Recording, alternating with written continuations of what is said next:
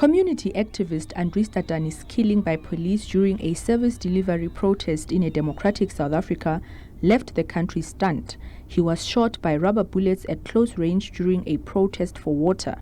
His death, captured on TV by a media crew, echoes in the memory of many South Africans. And 13 years after Tatani's tragic death, water provision is still a challenge in the Sesotho local municipality. According to Free State Community Safety MEC, the province recorded 215 service delivery protests between April 2020 and November 2023.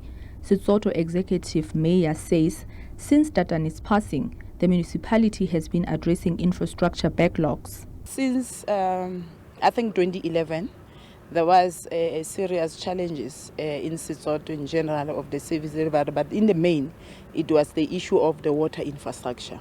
But since 2012 to date, that backlog of the infrastructure in Sesotho, it has been addressed.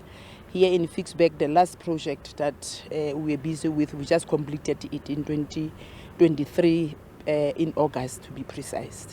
Mbiwe admits that there have been challenges such as maintenance that the municipality has been dealing with. Coming again to Fixback and Mekele in general, we still have a little bit of challenge of sewage spillages, mainly because there was a long time overdue project of the bag infrastructure, which is now going to be completed in this financial year by Department of Water and Sanitation. What will be left for us to do quickly, it will be the internal reticulation as far as the sewage spillage is concerned, and then will be done. Opposition parties hold a different view. Sesotho municipality is not doing justice to the communities of Sesotho when it comes to the provision of water, clean running water. For the past 2-3 weeks in Sesotho, in Flokolan, residents were complaining about a polluted water that had some worms in it and it was undrinkable. Here in Makwat, for many years, people have been struggling with the provision of water. In fact, you can see a dam wall that has collapsed and it hasn't been fixed. Year after year, there's been promises that it will be fixed, but till to this day, we are seeing a disaster. For 66-year-old Thokozile Matubako of Bloemfontein, access to free piped water was one of the highlights of democracy. She has lived in this house in Rocklands since 1968. Over the years, poor services have become a norm as government grapples with an influx of people into the area. The ailing infrastructure and water outages have not helped matters. Matubako recalls a time when her family used a communal tap, but described access to piped water as life-changing. After 1994, things became better. We got piped water here in the yard. We could do so much more. Water our gardens, even washing our blankets was no longer a difficult task. Matubako says when there's a water outage, she feels depressed as nothing moves without water. There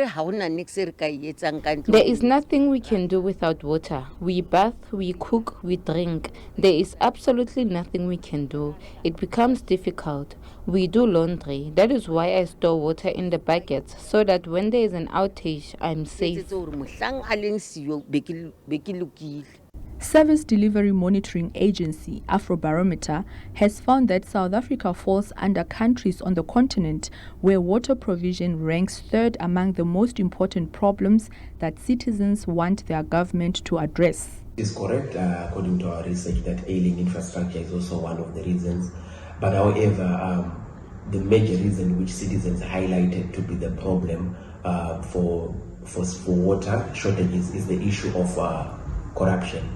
82% of South Africans indicate that the government is failing to address corruption, and they strongly believe that challenges that are being faced when it comes to service delivery are all rooted on corruption.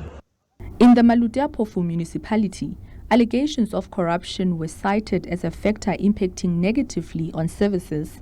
Anti-corruption watchdog, Corruption Watch, says mismanagement, maladministration and corruption in municipalities are the top 3 reasons service delivery has declined in the country.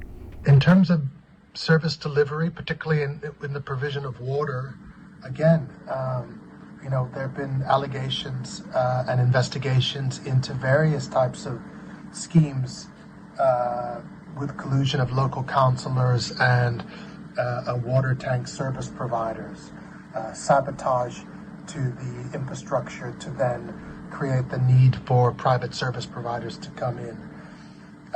This kind of syndicated criminal activity must be choked at the source. Singh adds that such criminality should be dealt with more seriously. Provision of basic services is what the Constitution demands of government. This notion of the progressive realization of rights and declining standards in the water and sanitation sector are really worrying when it comes to thinking about how we're progressing as a constitutional democracy in terms of the realization of rights. Afrobarometer emphasizes that the South African government should deal with corruption to restore the hope for delivery of services. It recommends that officials should be employed according to merit, as some are in positions and roles they know nothing about. Kamogelo Siekwi, SABC News, Vicksburg.